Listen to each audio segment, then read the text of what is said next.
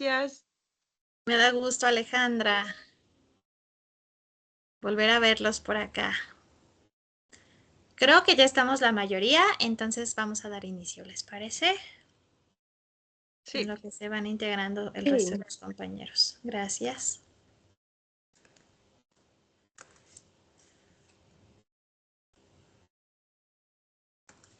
Nada más dejen empezar. ¿Qué tal, Víctor? Buenas tardes.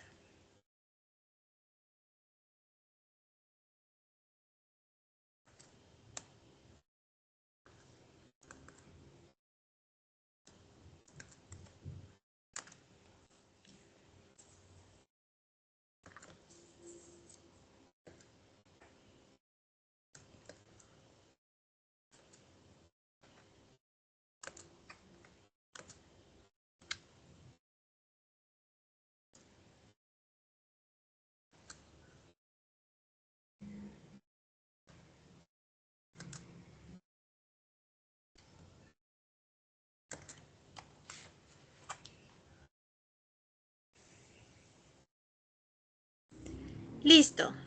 Nos encontramos ya en nuestra sesión número 6. ¿Qué vamos a platicar hoy? Vamos a platicar del impuesto activo, del impuesto al valor agregado, del impuesto especial sobre producciones y servicios. El impuesto empresarial a tasa única, esperemos que alcancemos a desarrollarlo, pero es probable que nos quedemos en el impuesto especial sobre producciones y servicios, ¿vale? Porque son un poquito extensos. El impuesto al activo, conocido anteriormente como IMPAC, es un impuesto que pues está derogado, sin embargo viene dentro del temario, de hecho la ley se aprobó en el 2008.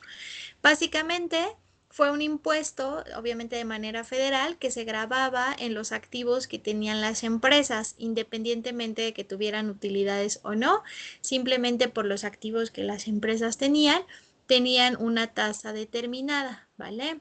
Entonces, se sustituye este impuesto por el impuesto empresarial a tasa única y el objeto principal es gravar el activo neto de las personas físicas con actividad empresarial y así como de personas morales.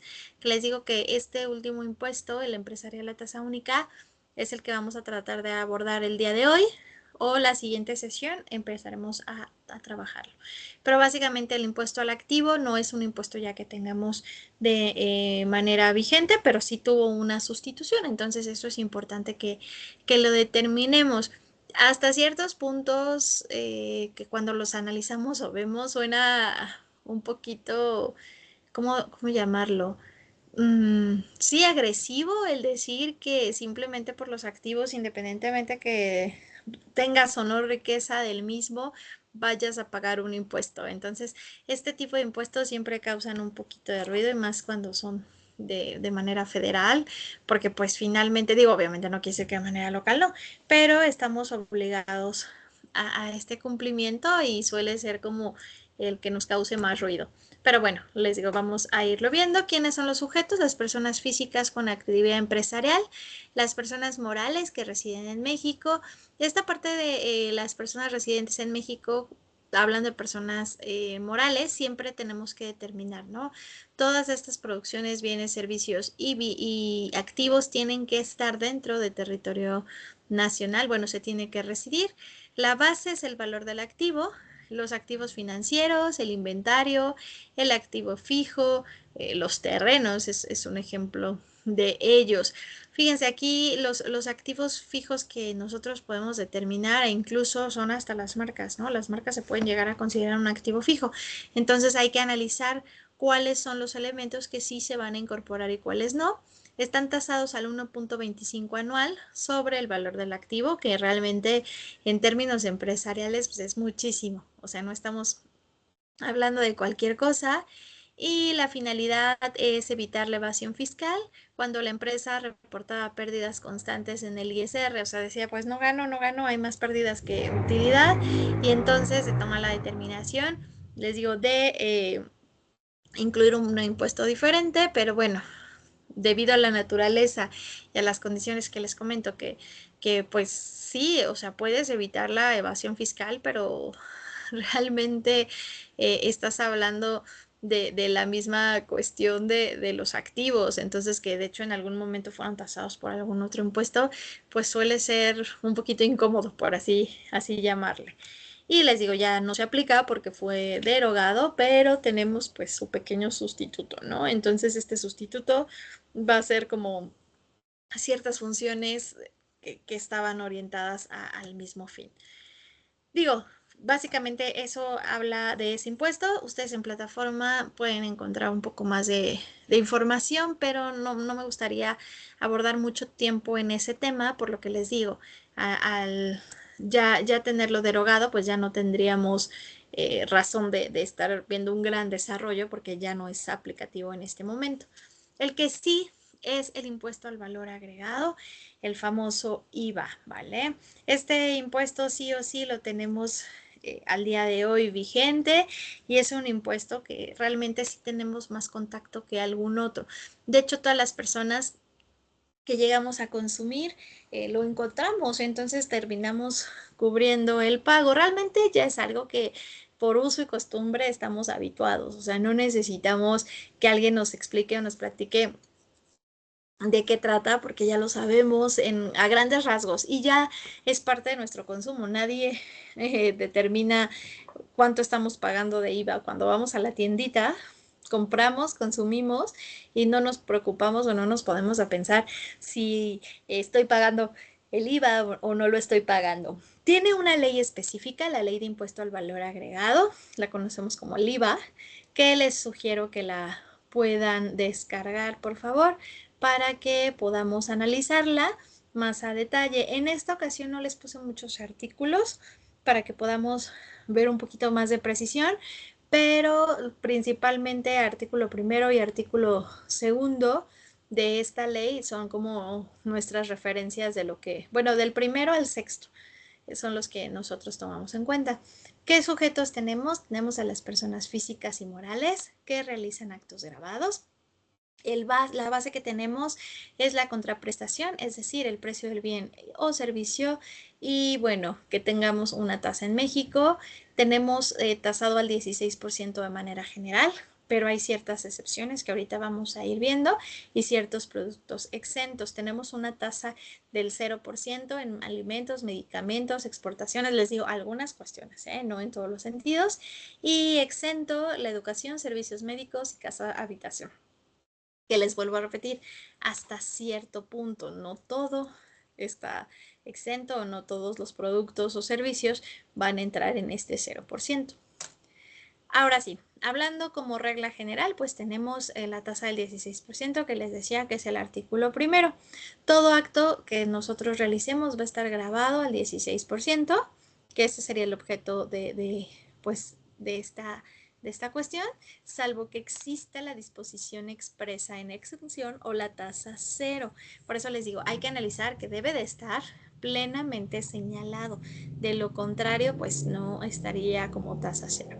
¿Qué nos dice a grandes rasgos el artículo 2A? Que considera ciertos impuestos para la tasa cero. Por ejemplo, enajenación de animales y vegetales no industrializados, con excepciones, ¿vale? Medicinas de patente. ¿Qué quiere decir? ¿Que los medicamentos genéricos generan o no generan? O bueno, tienen tasa cero o tasa 16. ¿Qué dicen ustedes?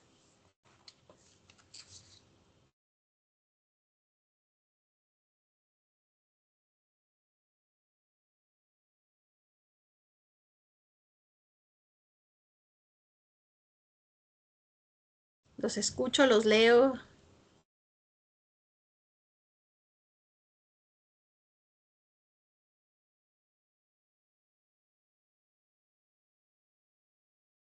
Según yo, maestra, se les aplica la tasa cero a los ¿Sí? de patente, perdón, a los genéricos. Ajá. ¿Qué dicen los demás? ¿De qué? Me perdí. No puede ser. Los medicamentos Pregunta eso genéricos que ajá. generan tasa cero o del 16. Pues que no ven cuando van al CIMI que le ponen ahí 1.16 de impuesto. Pero entonces sí, o sea, en la práctica sí o no. Sí. ¿Qué es una patente? A ver, díganme, en medicamentos. Bueno, Mi derecho a explotar ese invento. ¿Sale? Yo patento un medicamento que no se va a poder usar hasta determinado tiempo, se libera esa patente y mientras me pagan los derechos por el uso. gracias, Carlos. Correcto. Cuando yo tengo una patente, es el derecho de explotación que voy a tener a esa invención. ¿Vale? Este derecho de invención es de 20 años. ¿Qué quiere decir? Que durante 20 años solo yo y exclusivamente yo voy a poder explotarlo. Esto me da la facilidad de que obviamente tengo que tener una utilidad porque obvio le inviertes muchísimo a este descubrimiento, ¿no? Entonces voy a tener una facilidad de que se recaude. Por ello, los medicamentos de patente tienen una tasa cero. Es decir, cuando ya hablamos de genéricos, estamos hablando que la patente ya pasó a uso común. Ya cualquier persona, vamos a llamarle coloquialmente, tiene la receta y entonces cualquier laboratorio puede producir el medicamento, ¿no? Que es lo que hace algunos años en México, pues no teníamos esa explotación de tanto medicamento que ya podía utilizarse. Conforme entran todos estos laboratorios, los laboratorios empiezan con esta explotación de las fórmulas y bueno, poder hacer la distribución. Es por ello que hoy en día encontramos un paracetamol en 6, 7 pesos, ¿no? A diferencia de, no lo sé, creo que la marca comercial era Tempra, que sigue siendo una patente, bueno, que era, no sigue siendo una patente, que ellos tenían la patente y que al final el precio es Claro. totalmente distinto, no sé, cuesta 200 pesos, es por decir, ¿no? Un ejemplo, mientras hablamos de un precio de 6, 7 pesos, la verdad es que la diferencia es abismal, pero se les da esta ventaja a los medicamentos de patente que tengan o estén tasados al 0% precisamente para que sea un beneficio. No un, no un, eh, no una desventaja, que en el ramo comercial la realidad es que muchos de los medicamentos, cuando nosotros vamos a comprar genéricos, no están tasados al 16%, de hecho no los tasa a 0% la farmacia. ¿Qué sucede? Que bueno, por ser cuestiones de medicamento, dicen, no, bueno, no pasa nada, ¿no? Puede ser que lo absorba en su totalidad la farmacia, porque dentro de la tasa cero no están considerados, o sea, está muy específico, porque si fuera así dirían medicamentos, simple. Y no dice medicamentos de patente. O sea, la ley lo especifica muy claro y muy detallado. Entonces, por ejemplo, cuando vamos, tengo muy presente los lunes de farmacias similares que supuestamente hace el 25%, un día revisen el ticket. No es un 25%, porque, o sea, sí te hacen un descuento del 25%, pero después te agregan el IVA del 16%. Entonces ahí es donde puedes quedar entre un 9 y un 10% de descuento. No estoy diciendo que no lo realicen, pero se van a percatar que sí viene desglosado el IVA en los medicamentos genéricos. Hay varias farmacias que ya venden ambos, tanto genéricos como patente, y entonces ahí es donde podemos ver que va a venir más detallado el impuesto. Es lo que yo les decía, por temas comunes, la realidad es que nosotros no revisamos el ticket a detalle con la cuestión del IVA, ¿no? O sea, como que lo hacemos muy, pues, cotidiano, como que ya no tenemos que estar desarrollando y nada más sabemos lo que nuestro contador nos pida y listo, hasta ahí. Pero básicamente no analizamos si realmente se está cubriendo o no, pero deberíamos de hacerlo porque a veces los centros comerciales, sobre todo los grandes centros comerciales, suelen tener esta ¿cómo decirlo? No es un consumo engañoso, pero sí es un consumo en donde no está incluido el IVA dentro del precio que se ofrece y entonces por ello terminamos sintiendo que pagamos más. O sea, en realidad sí lo hacemos porque el IVA no está considerado hasta el momento de que nos emiten un ticket. ¿Vale? Entonces, sí es importante que nosotros empecemos a ver qué productos están tasados. Ojo, no quiere decir que estén exentos, tienen tasa cero, esa es la diferencia. productos destinados a la alimentación humana y animal, ¿vale? Pero aquí es bien importante que hay ciertas excepciones. Entonces, no toda la alimentación o los productos de destino van a tener tasa cero. Hielo, agua no gaseosa con ciertas salvedades, o sea, no todas las marcas, básicamente de agua o de hielo, van a tener tasa cero. Fertilizantes, plaguicidas, perdón, herbicidas, fungicidas para la agricultura o ganadería, libros, periódicos y revistas editados por los propios contribuyentes, toallas sanitarias, tampones y copas menstruales, que este fue un tema muy reciente porque sí tenían tasa del 16% y se logró que se introdujeran a la tasa del 0%, ¿no? ¿Por qué? Porque es un producto de primera necesidad que incluso se ha determinado que pues básicamente, o en teoría el Estado debería de poder brindar este tipo de insumos, ¿no? Porque es un insumo esencial para la vida de las mujeres, pero bueno, ahí hubo toda una discusión profunda de que si se tenían que entregar o no y dijeron, bueno, empezamos porque la tasa sea cero. Es decir, no vamos a calcular. Les digo, esto realmente no tiene tanto que se introduce y anteriormente solo empezaban como con las toallas sanitarias, pero hoy en día están las copas y los tampones dentro de la tasa, ciertos servicios agropecuarios y suministros de agua para uso doméstico, así como la exportación de bienes y servicios con la finalidad de incentivar, ¿vale? Esta exportación.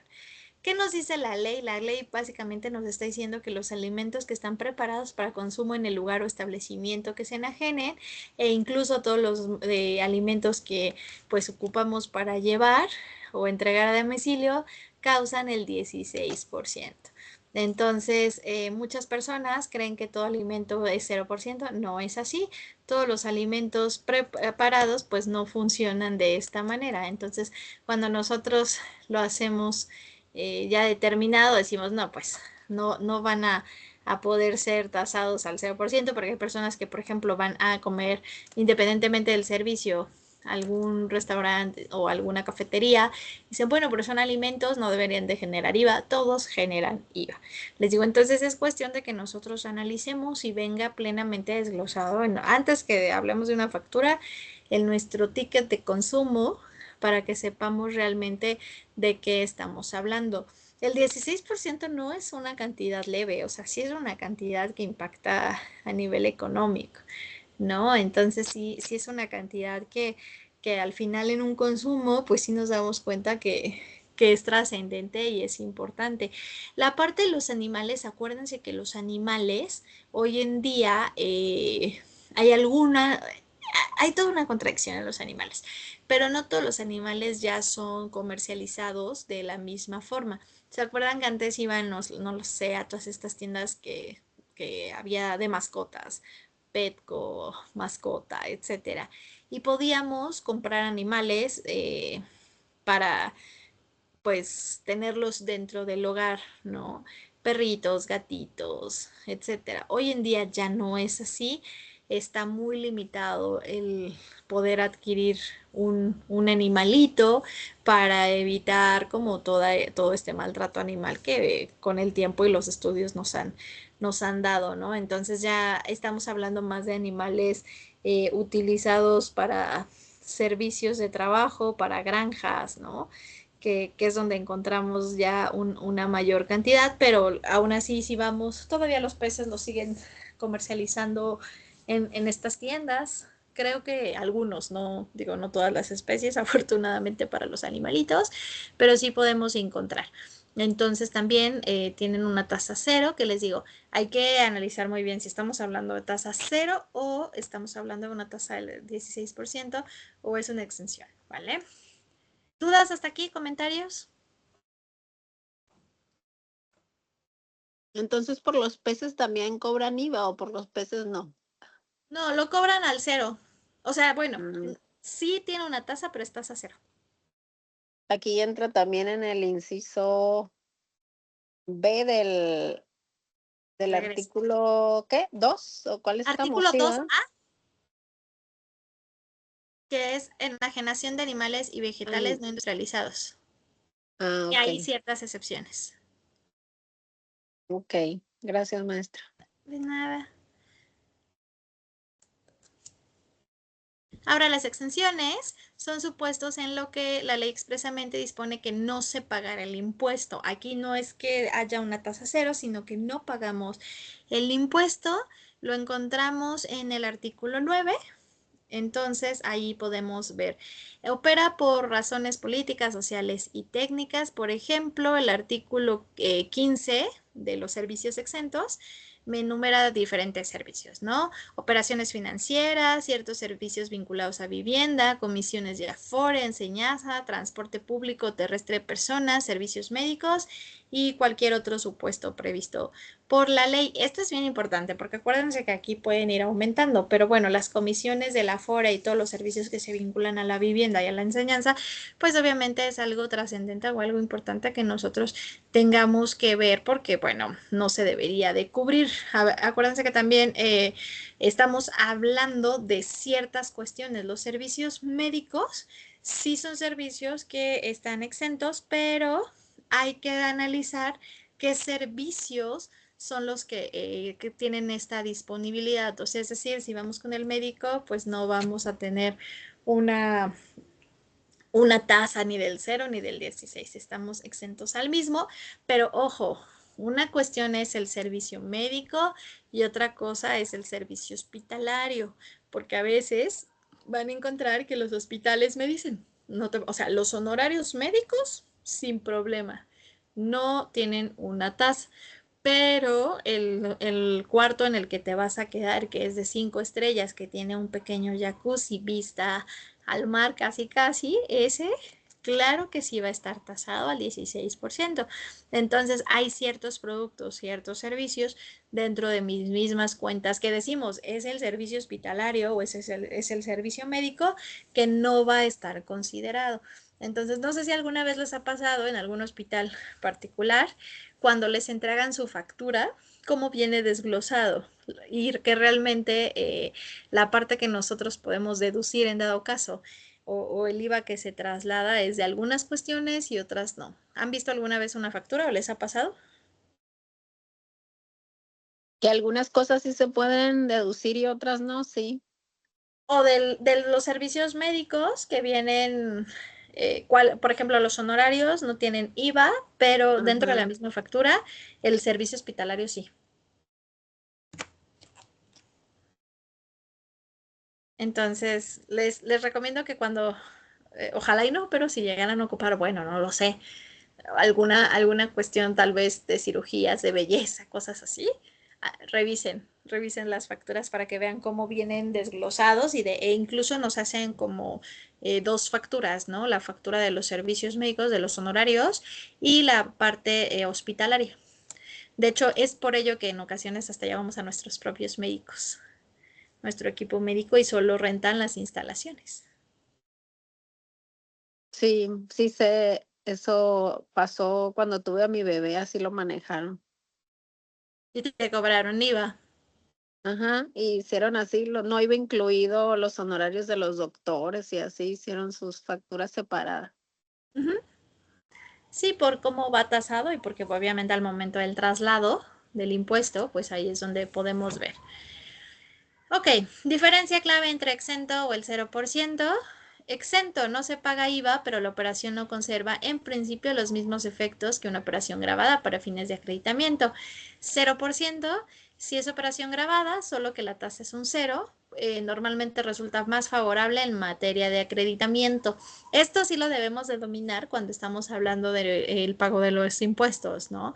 Porque nosotros necesitamos acreditar, o sea, acreditar si conllevaba o no conllevaba la tasa.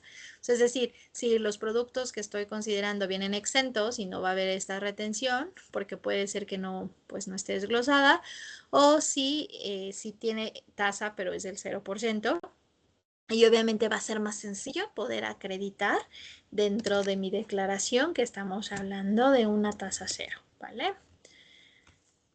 Traslado del impuesto. Es uno de los rasgos más importantes que nosotros tenemos, la trasladación. Hablamos del artículo primero.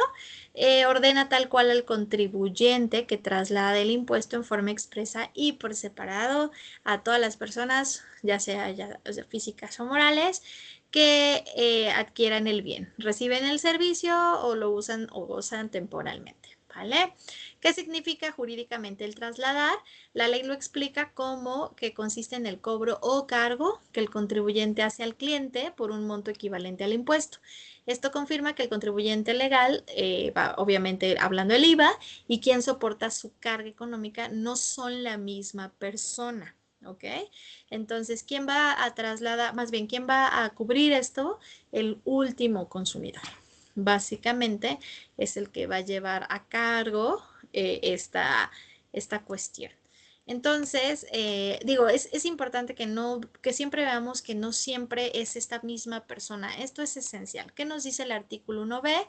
Que la contraprestación se considera efectivamente cobrada cuando se recibe en efectivo, en bienes o en servicios, incluso si corresponde a anticipos, depósitos o cualquier otro concepto, y contempla supuestos de pago de cheque, títulos de crédito, vales, tarjetas electrónicas y otros medios de pago, ¿vale? Eso es como básicamente en qué momento se van a considerar las operaciones cobradas.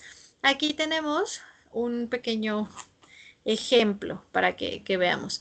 Cuando nace el acto grabado, o sea, el hecho generador, de acuerdo al artículo primero, cuando realizamos alguno de los actos, por ejemplo, la venta, la enajenación, algún servicio, el arrendamiento o la importación. Por ejemplo, un abogado cobra honorarios por 10,000 pesos, ¿no? Ahí ya nace el acto que se tiene que grabar. Se causa el IVA de acuerdo al artículo primero y artículo primero B de la ley de impuesto al valor agregado. Y cuando se cobra es efectivamente percibido, es decir, la abogada recibe el pago y genera o se causa en ese momento el IVA. Se traslada el IVA de acuerdo al artículo primero, se cobra el IVA al cliente y se tiene que señalar sí o sí por separado. ¿Por qué tiene que ser por separado? Porque obviamente el cliente va a absorber ese gasto, entonces lo tiene que cubrir, que era donde yo les decía que a veces tenemos estas prácticas engañosas por algunas tiendas que nos dan, por ejemplo, descuentos, que no hay descuentos, que nos dicen que ya está incluido el IVA, pero cuando en los productos, pero ya cuando nosotros revisamos nuestras facturas, pues nos damos cuenta que obviamente todavía faltaba grabarlo. De hecho, todos los tickets que nosotros recibimos, les digo antes de que hablemos de cualquier factura, todos los tickets que nosotros recibimos tienen que tener por separado el IVA, ¿ok? Siempre.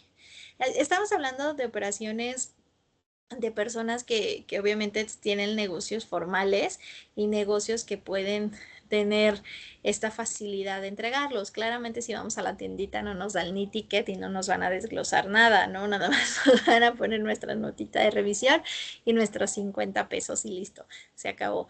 Pero si voy al centro comercial, el que ustedes gusten, llámese Aurrera, por ejemplo, siempre encontramos en la parte inferior regularmente los gastos que nosotros tenemos que cubrir en ese momento, o el pago, mejor dicho, y el IVA viene por separado y ya después el total cobrado, ¿no? Esto nos da la facilidad de saber cuál es la cantidad que nosotros estamos pagando. Entonces, aquí hay un ejemplo. Los honorarios son de 10,000 más el IVA del 16%, que son los 1,600, y en total le terminamos cobrando 11,600. Es decir, eso es lo que va a pagar el cliente, ¿no? Los 11,600. De hecho, nosotros también siempre manejamos estos productos o servicios. Tenemos que especificar si está o no está incluido el IVA. Entonces, en servicios legales, pues regularmente les especificamos que no está incluido el IVA en los honorarios que nosotros les estamos diciendo, para que ya en cierto momento le digamos, bueno, esta cantidad son los 10,000 pesos más IVA, y entonces ellos ya tengan este conocimiento, ¿no? Les digo, y no suele ser engañoso. Ahora, el contribuyente paga el IVA en sus gastos y lo conocemos como IVA acreditable. Fundamento, artículo 4 y 5. El contribuyente paga el IVA en renta, papelería, servicios, por ejemplo, si compra una laptop, si compra un escritorio, etc. A esto lo conocemos como IVA acreditable. ¿Hasta aquí vamos bien? Sí, maestra. Muchas gracias, Elia. No cambio. Ahí está. Ahora, se realiza el acreditamiento de acuerdo al artículo 4 de la ley de IVA y me dice que es el IVA cobrado, es decir, el trasladado más el IVA pagado, que es el acreditable. Por ejemplo, el IVA cobrado fue de 1,600, el acreditable es de 800 y ¿cuál va a ser el IVA a pagar? Pues los 800 que nosotros estamos teniendo. Retenciones, si es que llegaran a aplicar, igual lo encontramos en el artículo primero A, que son en ciertos casos, el cliente va a retener pues el IVA y lo entrega directamente al SAT. Por ejemplo, algunas empresas que pagan a personas físicas retienen el IVA y reduce lo que el contribuyente paga directamente. O sea, sí hay casos excepcionales en donde se va a tener esta retención. Les digo, no en todos los... Bueno, o sea, sí se tiene en todos los casos, pero hablando de personas morales, se tiene esta retención hacia la persona física.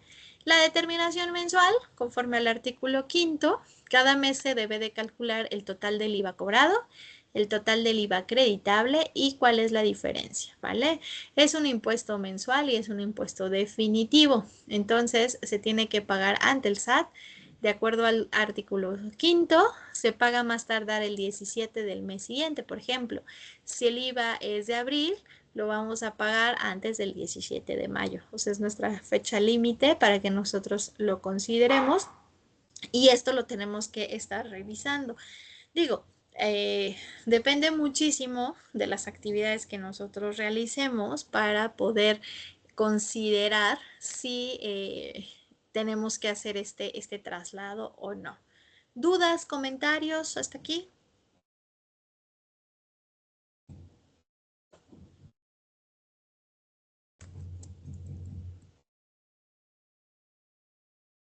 No, maestra, de mi parte no. Muchas gracias, Elea. Bueno, vamos por algunas ideas claves para concluir el IVA. El IVA es un impuesto indirecto al consumo. Acuérdense, es un impuesto totalmente indirecto. Su objeto son actos o actividades concretas, no la riqueza en abstracto. La tasa general es del 16%, pero hay operaciones del 0% y otras que son exentas. La diferencia entre el 0% y exento no es el objeto, sino la esencia. No vimos las de no objeto, pero básicamente las operaciones que están fuera de territorio nacional son operaciones que se les considera no objeto, ¿vale? El impuesto se causa, en términos generales, sobre contraprestaciones efectivamente cobradas y su mecánica central es el traslado, el acreditamiento y el entero mensual. El acreditamiento exige requisitos estrictos, esencialmente o indispensables y tienen el CFDI separado y pago en efectivo. El IVA no es un impuesto que pagamos, bueno, que pagas tú como contribuyente, sino que lo cobras, lo administras y entregas la diferencia. Entonces, el que realmente soporta y termina pagando el impuesto siempre va a ser el consumidor final. Esto también es importante que lo determinemos, porque a veces las empresas dicen, oye, voy a pagar el IVA, ¿no? Pero realmente solo lo retuviste, no lo estás pagando tú. O sea, estás haciendo la retención porque tú no eres el consumidor final. Claramente, si tú ocupas insumos para tu empresa, pues esos insumos van a generar IVA y ahí sí vas a tener que cubrirlo. Pero técnicamente, hablando de esta retención, pues no lo estás pagando, sino solo lo administraste, lo cobraste y se lo entregas al Estado. ¿Qué es lo que pasa? O en términos reales, pues sientes que lo pagas porque no te das cuenta de la retención. Bueno, sí te das cuenta, pero me refiero, no estás tan consciente de la retención que estás haciendo y como que es dinero disponible. Entonces, este dinero disponible, pues se vuelve algo que dices, puedo utilizarlo porque les pone el ejemplo, en mi cuenta cayeron 11,600, ¿no? Y luego hay gente que dice, después ya lo repongo, ya en el mes, en la fecha que el contador me lo pida, en ese momento se lo entrego.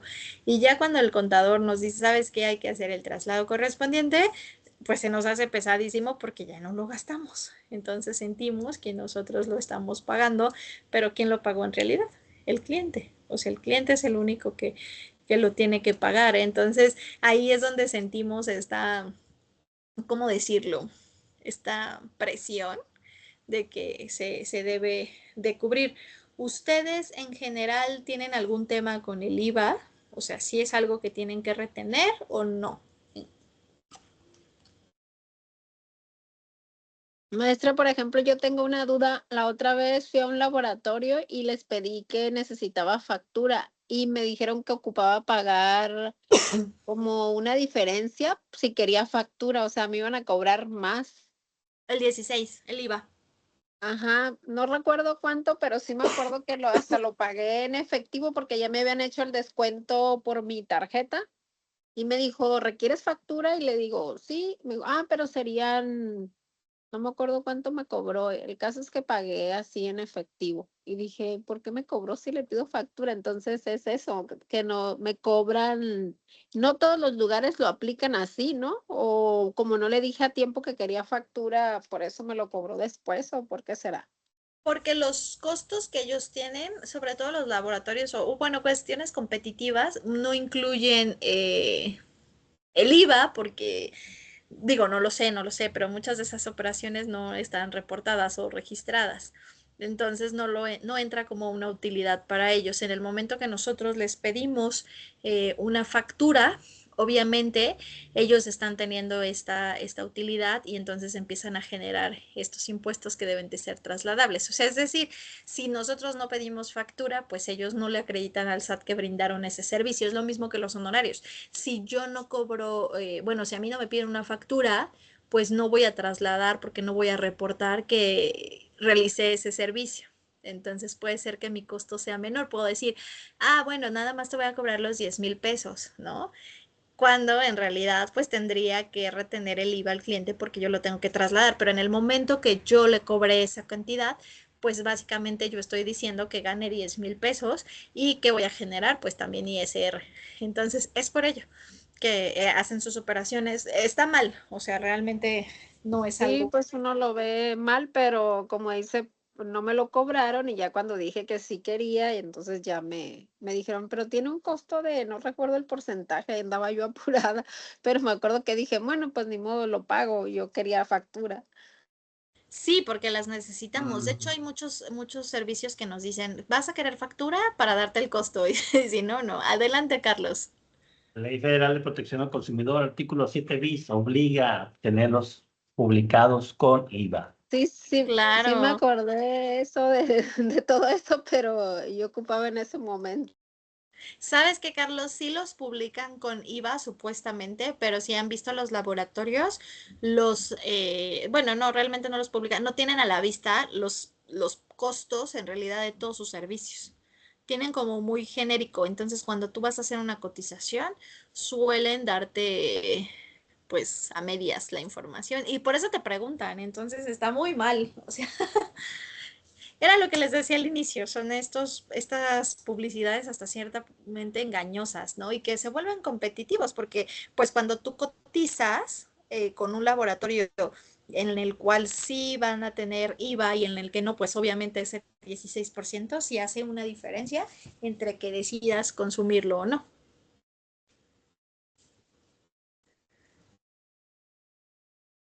Pero bueno, siempre que puedan, pidan sus facturas, entonces, para que puedan hacer deducibles y sobre todo esta balanza entre lo que consumimos, en la cuestión que nosotros le retenemos, les decía, a los clientes y lo que nosotros realmente estamos consumiendo para saber realmente cuánto vamos a terminar pagando, ¿no? ¿Algún otro comentario, duda?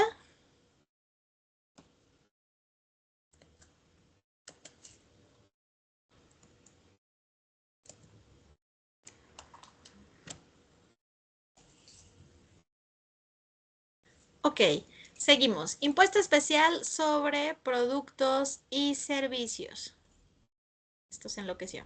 Productos y servicios, lo que conocemos como IEPS, lo encontramos en la Ley de Impuesto Especial sobre Producción y Servicios. Igual tiene sus apartados específicos. Esta ley en especial, bueno, estas secciones en especial son un poquito más extensas, entonces, y un poquito más complicadas en cómo se tasa. Es lo que vamos a ir viendo. ¿Qué nos dice que es un impuesto también indirecto? Vamos a llamarlo como el IVA tiene esa peculiaridad, que grava la producción, enajenación e importación de bienes y servicios específicos, principalmente aquellos que generan externalidades negativas, ¿vale? Esta es la finalidad de este impuesto principalmente, que toda esta cuestión negativa de estos productos o servicios, entonces pues generen una compensación al Estado para que tenga, digo, no es el deber ser, pero pues tiene un recurso para poder hacerlo. Como es salud, medio ambiente, etcétera, o tienen alta capacidad recaudatoria. A diferencia del IVA, que es como consumo general, el IEPS es un impuesto selectivo, no lo vamos a encontrar en todos los productos o servicios, solo en algunos y en específico piensen en todo lo que llegue a causar algo negativo para la sociedad, ahí los vamos a encontrar. ¿Quiénes son los sujetos? Personas físicas o personas morales que realicen enajenación, producción, importación de bienes o servicios gravados. Y decíamos que es gravar actos específicos objeto, no todos los consumos. ¿Cuáles son los bienes principalmente grabados? Bienes, bebidas alcohólicas, el alcohol, tabacos labrados, gasolina y diésel, bebidas azucaradas, alimentos con alto contenido calórico y combustibles fósiles, ¿vale? O sea, entre otros, pero son los que principalmente encontramos y los que sí o sí nos vamos a encontrar en el camino. Estas tasas que nosotros vamos a hablar o la forma en la que se va a llevar, les decía que es un poquito más compleja. Tenemos una base, ¿ok? Que depende del tipo del bien. Puede ser por un porcentaje sobre el precio, puede ser por una cuota fija, es decir, por unidad, o pueden ser mixtos. Por ejemplo, el refresco puede tener una cuota por litro, los cigarros por una unidad más el porcentaje. Entonces, ahí es donde vemos la cantidad tan exorbitante que nos llegamos a encontrar del IEPS. ¿Cómo se tasa? Pues no, como les decía, no tiene un solo porcentaje como el IVA, tiene tasas totalmente variables según el producto. Por ejemplo, en alcohol, que son bebidas alcohólicas en específico, hasta un 53%. En el tabaco es una cuota más un porcentaje. En la gasolina es una cuota variable y en las bebidas azucaradas es una cuota por litro. Entonces sí nos encontramos ahí todo un tema en cómo podemos encontrar o cómo podemos empezar a tasarlo, pero sí es importante que veamos cuáles son las bases que nosotros tenemos. Entonces, a diferencia de otros impuestos, la base, les digo, no es uniforme, sino va a depender del tipo bien o servicio. ¿Y de qué depende? De la percepción y de las, bueno, no de la percepción, de la realidad social en el que se encuentre. O sea, independientemente de que tiene una tabulación fiscal importante y que pues es una cantidad grande la que puede tasar, se ve el impacto. Entonces, mientras más daño cause a la sociedad, en específico a una persona, más elevada va a ser esta base que se va a tomar. Esa es como que la compensación que se intentó hacer o esto nos dice la teoría y la ley para que dé esta estructura. Entonces ahí es donde nosotros, por eso cuando consumimos o compramos varios productos que tasan a IEPS, pues encontramos una diferencia abismal entre un producto y otro, ¿no? Entonces, ay, se me trabó aquí. Los tipos de base, les decía, sobre el porcentaje sobre el precio, se calcula aplicando el porcentaje al valor del bien o servicio. Decíamos que, por ejemplo, el alcohol puede ser que el precio sea de 100 pesos y el IEPS del 53%, ¿vale? Aquí es sobre la operación que ya se está realizando. El otro es la cuota fija que tenemos, que es por la unidad de medida, una cantidad específica. Por ejemplo, las bebidas azucaradas, llámese refrescos o todas las bebidas que nosotros podamos encontrar. Entonces, es una cuota aproximada por litro, por ejemplo, unos 50, si vaya, si es una bebida de 2 litros, pues van a ser 3 pesos. Entonces aquí sí cuenta la cantidad física, los litros, las piezas que nosotros determinemos y la base mixta que les decía que se determina la cuota más el porcentaje, se combinan. Por ejemplo, sobre los cigarros, ¿no? El porcentaje sobre el precio, el esquema aumenta, la carga fiscal de forma progresiva, pero ya vamos teniendo que va a ser por unidad. Entonces, ahí es donde encontramos la gran diferencia. entre uno y otro. Las tazas que tenemos, las principales, bebidas alcohólicas, según el grado de alcohol. Esto también es bien importante. Va a variar según el grado que tenga la bebida alcohólica. Entonces, por eso no siempre es la misma taza para cada uno de los consumos que hagamos. Es decir, no es lo mismo que tal vez nuestra bebida tenga un 40% a que la bebida tenga un 6%, ¿no? Ahí es donde podemos encontrar. Mientras más baja sea la graduación de alcohol que tenga, va a ser menor la tasa, y mientras más elevada sea, va a ser mayor. Les decía que es hasta un 53%, es decir, a esto le llamamos mayor carga fiscal. Por eso les digo, cuando nosotros vamos al súper y agarramos diferentes bebidas, ahí es donde vemos que va a ir variando.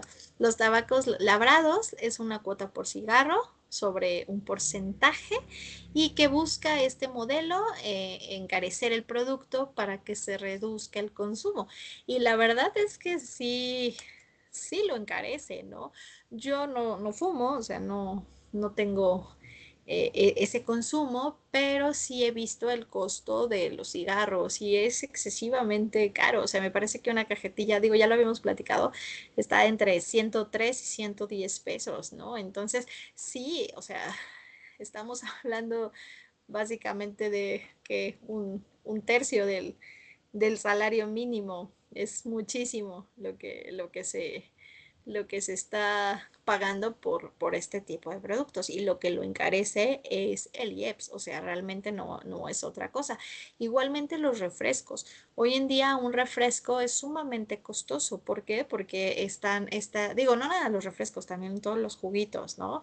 Estos juguitos Tetra Pak que a las mamás les encanta darles a los niños pequeños, ¿no? Que vienen pues en presentaciones de 250 mililitros, son estas bebidas que al final la cantidad de azúcar que tienen es elevada, y entonces cuando se tabula de acuerdo a la cantidad que se está llevando a cabo. Y sí es bastante fuerte, y lo podemos ver hoy en día. Aquí digo, tengo mis reservas. Si baja o no baja el consumo, ahorita lo platicaremos, pero lo que es un hecho es que es una cantidad importante. Entonces decíamos que las bebidas azucaradas tienen una cuota por litro, tienen una finalidad clara: combatir obesidad y reducir el consumo. Y bueno, con esto estaríamos terminando lo que es el IEPS, y me gustaría escucharlos referente al IEPS.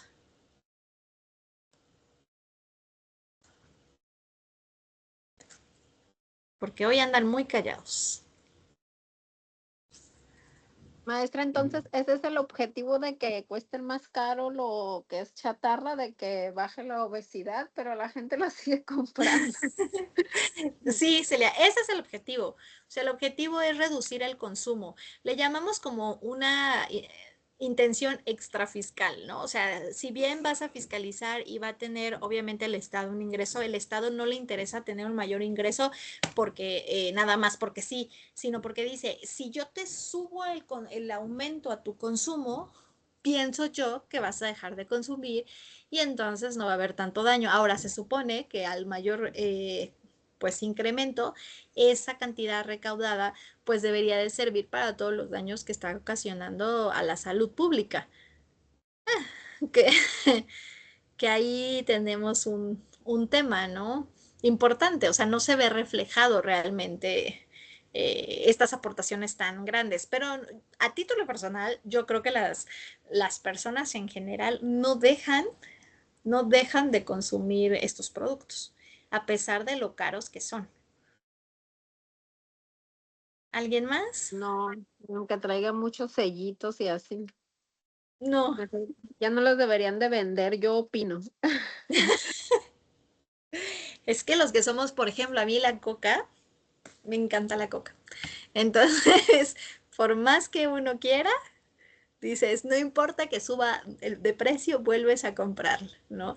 No sé si han visto, hoy en día es un producto, hablando de Coca-Cola en específico, que anteriormente su costo era muy elevado a diferencia del resto de los refrescos. O sea, traía una cantidad muy variable. Digo, por poner un ejemplo, tal vez la Coca-Cola costaba 35 pesos, mientras un jarrito te costaba 18 o 19 pesos, ¿no? Hablando en términos comerciales, era una cantidad pues importante y la gente prefería este consumo del jarrito. Esta parte del IEPS ha generado que las refresqueras tengan que aumentar sus costos. Entonces, la gran mayoría, como su producción no se asemeja a la de FEMSA de ninguna manera, ¿qué sucede? Ya se equiparan los precios y se vuelve poco competitivo. Esto va a ocasionar que haya un daño en su mercado. O sea, es decir, ejemplo, si hoy en día un jarrito o un refresco de esta compañía cuesta 28, 29 pesos y una Coca-Cola cuesta 35 pesos, el consumidor va a preferir una marca como Coca-Cola y deja fuera del mercado a estas empresas que no tienen ese capital. Si ustedes hagan una comparación en cuánto están los refrescos y se igualaron los precios por el IEPS, porque ellos no pueden sostener los costos. Y Coca-Cola, digo, es por poner un ejemplo, Coca-Cola sí, ¿no? O sea, a nivel comercial, hay quienes pueden, digo, al final el que terminamos pagando el producto somos nosotros, no ellos, ¿no? Pero lo que les decía, yo no conozco a nadie que vaya a la tiendita y pida factura de su refresco, solo lo pagamos. Entonces, ahí es donde, digo, si voy a un Oxxo o demás, puede ser que sí, pero en la tiendita de la esquina no. Ahí es donde nosotros determinamos que sí el consumo, pues al final lo estamos realizando. Entonces, se ha visto que no ha mejorado, ¿no? No ha disminuido el consumo, no, y las enfermedades causantes de estos productos van en aumento. Entonces, se tiene que buscar una estrategia adicional para disminuir el consumo. Pues no es tan buena, ¿no? Sobre todo si el IPS dices que es para que no tengas consumo, ¿por qué tiene IPS la gasolina? Tiene el 40%, o sea, 40. de un litro de gasolina pagas el 40% de impuestos. Si la gasolina vale 24 pesos, pone, entonces el litro del consumo del producto es de 14, más 10 pesos de impuestos. Entonces, ¿qué? ¿Usamos otro combustible mejor? ¿O cuál es la intención? Esa lógica no funcionaría en cuanto a esta situación. Solamente es una situación recaudatoria más. Claro, sí, claro, claro. O sea, La ellos intención plantean la del intención. IEPS, la intención del IEPS a la gasolina es para que no usemos los vehículos, se supone. O sea, la política pública que crearon en ese momento fue ponerle el IEPS al combustible para que no los usemos, salgamos en bicicleta, caminando. O sea, esa fue la justificación de ponerle IEPS al combustible. Miren, no es porque yo sea cizañosa, pero yo acabo de ver que nos dieron la opción de que si una gasolina nos generaba un mayor costo, optáramos por la otra. Entonces, Carlos, igual y la intención es que cambiemos de producto, ¿no? Si no te ajusta para la gasolina, échale petróleo. Ya cuando se te descomponga. Es que esa fue una respuesta, ¿no? A estos cuestionamientos. Entonces, absurda, por supuesto, decir, es una cantidad que obviamente eleva el costo de todos los servicios y productos que tengamos en el país, todos. El diésel, el día de hoy, es un producto excesivamente costoso. O sea, tuvo un incremento bastante considerable en los últimos meses. Está siendo imposible para las personas que requieren este tipo de combustible poder pagar. O sea, esa es la realidad. Y sí, gran parte se debe al impuesto. Entonces, entre el deber ser o la política y en lo que está sucediendo, vemos la parte abismal, ¿no? Y aquí no es un partido político, o sea, simplemente las políticas públicas que se están manejando sí tienen una afectación directa hacia las personas, hacia el consumidor final. Bueno, a todos, pero el consumidor final es el que se ve afectado. No sé ustedes por dónde vivan, pero por donde yo vivo, la bicicleta no es una opción. Me arrollan, imagínense. No, Oye, aquí tampoco es una opción. Y si llevo una persona enfrente en una bicicleta, así de, ay, señor, quítese, por favor, no, desespera. Pero sí hay áreas donde pueden ir a estar en bicicleta, pero no es precisamente la calle. No, no, no, Allá no. en México sí hay áreas, sí hay calles que hay para bicicleta, ¿verdad? Ciudad de México. Porque me Estado de tocó México no ir las en diciembre y pues fue novedad para mí porque no conocía. Y sí hay lugares, hay calles que sí es para que las personas estén en bicicleta y así. tienen carriles. Tienen carriles específicos. Obviamente tienes que tener la infraestructura para que motives a la ciudadanía al uso. El problema es que ahí también el ciudadano no los respeta y hay un montón de accidentes. Pero bueno, sí existen las vialidades, pero por ejemplo en la zona donde yo vivo no existen vialidades para andar en bicicleta. O sea, sí hay parques, claro, pero para poder ser una opción de movilidad, no hay manera. Se vuelve hasta peligroso, ¿no? Para, para todos, para mí, para los... Y aparte no soy muy buena andando en bicicleta, entonces no es una opción. Y es que también esa fue parte de la justificación de la política pública que implementaron con el IEPS, que se suponía que todo lo que se recaudara de IEPS lo iban a utilizar para construir ciclovías, Exacto. pero tampoco, pues por lo menos acá en Nayarit no ha surtido Pues efectos. sí se ha recaudado, pero no han hecho nada porque sí se sigue pagando el impuesto. Claro, sí, claro, se sigue generando pues esta recaudación. Sí, o sea, les digo, ese es el deber ser, ¿eh? O sea, esa era la intención y se suponía que con eso íbamos a ver mejoras. Por ejemplo, para enfermedades cardiovasculares, enfermedades que fueran a causa de todo este consumo de productos azucarados, etcétera. Pero no ha sucedido, o sea, no ha sucedido de esa forma. Entonces, apenas vi, no sé qué tan viable vaya a ser o qué tan posible, mejor dicho, vaya a ser, que se pretende que los servicios de salud se unifiquen, es decir, que cualquier ciudadano pueda tener acceso a cualquiera de los servicios de salud, llámese IMSS, ISSSTE, etcétera, etcétera, etcétera, etcétera, para que no se aglomeren y para que sea una distribución justa y equitativa.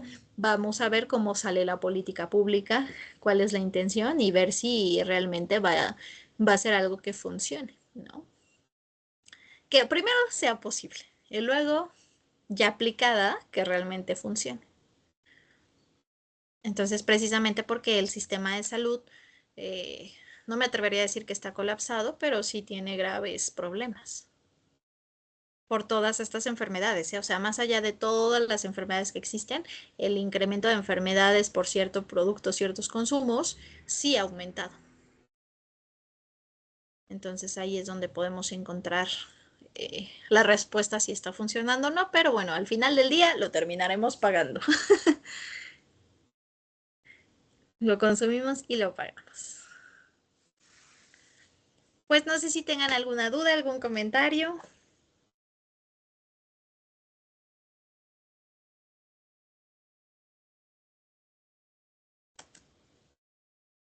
No, maestra, muchas gracias. No, al contrario, muchísimas gracias a ustedes. Ya los veo para la última clase la siguiente semana, que sería nuestra semana número 7. Y bueno, vamos a intentar ver el último impuesto que nos hace falta y les decía un poquito del proceso. Viene el tema de obligaciones, pero nos vamos a enfocar un poquito a qué es lo que hacemos cuando existen este tipo de situaciones problemáticas con las personas, ¿no? ¿Y cómo no pagarlo? Sería bueno. Esa clase nos va a faltar, va a ser la 9. Necesitamos traer a un contador estrella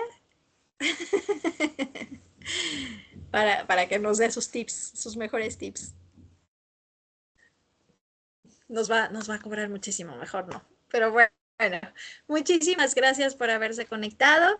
Cualquier duda quedo a sus órdenes, estoy pendientes y nos vemos la próxima semana. Que tengan bonita tarde. Bonita tarde, gracias. Bye bye, Igualmente, gracias. Gracias a gracias a todos. ustedes, cuídense mucho. Gracias.